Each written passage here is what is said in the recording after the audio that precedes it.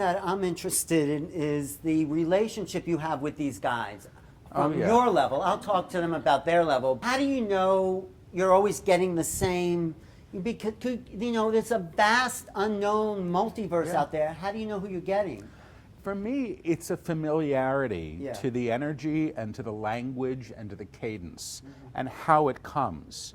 You know, some clairaudience, I understand they're hearing a voice on the other side of the room and they're going, what the hell is that? My experience is highly telepathic. When I'm working as a psychic, I'm tuning into you and I'm actually hearing you. Or if you want to know about your girlfriend, I tune into your girlfriend, I start to resemble her, and then I hear her. That's telepathic. The difference is I'm tuning into others. You as a personality. Me as a personality. Yeah. The difference is when I'm channeling, the guides are tuning into me. So it's a feeling of, it's essentially I'm the radio and I'm familiar with the broadcast. I'm familiar with the texture and the sound and the word choices. A lot of channels, they disappear. They're not present. There's some people say it's as if they die, but you're still present. You're in the back seat, aren't you? I'm in the back seat of the car. Right. Usually saying, where the hell you think you're driving me? Because I don't know what you're talking about. And I often do interrupt. That's good, you know.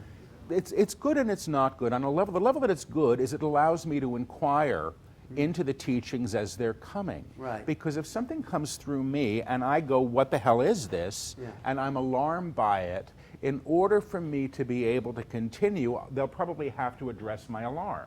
Like, you know, there's a place in the new book that's coming out in January where early in the book they say nothing is real, and I went, okay, they unpacked that. Yeah. And then later they said everything is real, and I hit the ceiling because I thought that they were contradicting themselves, and in fact they weren't. They were bringing through a gorgeous teaching that I happened to get in the way of, and they had to sort of talk me down from the roof for about 4 minutes of the new book because I thought, okay, they're not making any sense. So the good news is I get to inquire. The bad news is, for me, is that I get to inquire. Because in a way, I get in the way, but you see, I don't get in a way that stops the teaching.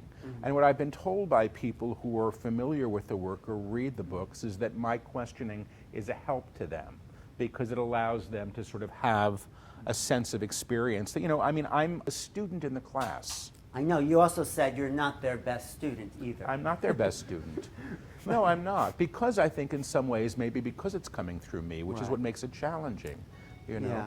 You know, some of the funniest moments is when you're arguing with these guides in your head, like they're saying he's getting in the way again, and you're sort of like having this internal like debate. I mean, they're very humorous. Well, yeah, I mean, not to me necessarily while it's happening, but because it's always happening in front of people, you know? I mean, that's the challenge. You see, I can't access information. I can be doing the dishes and talk to the guides, but if I don't like what I'm hearing, I'm going to focus on the dishes. Okay. When I'm in conversation with you or when I'm doing a workshop or dictating a book, there's an implicit contract that I'm going to show up and not stop.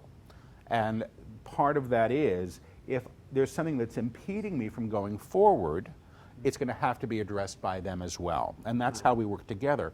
The thing that I decided, or we decided, at the very beginning of the first book was that nothing could be changed. So if I didn't like an idea, I couldn't make it pretty. I couldn't alter the language.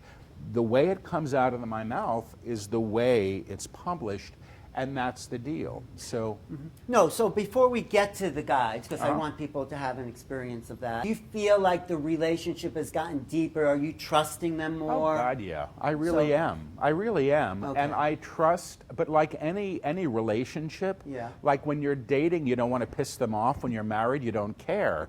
And at this point, we're in this together, you know? So you're married now. We're pretty married now, but you know, and also I'm more aware at times when I'm Paul, how I become more them. You know, I'm aware of the gifts of the relationship, not just as the translator, but how at times, and this is mostly when I'm working with other people, you know, not when I'm walking down the street myself, although hopefully it'll get there too. I really do embody more what they're teaching. But yeah, it is a relationship, and it's a strange relationship.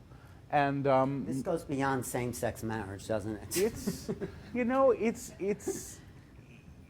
yeah, it does. It has to. But I know what you're saying. It's not.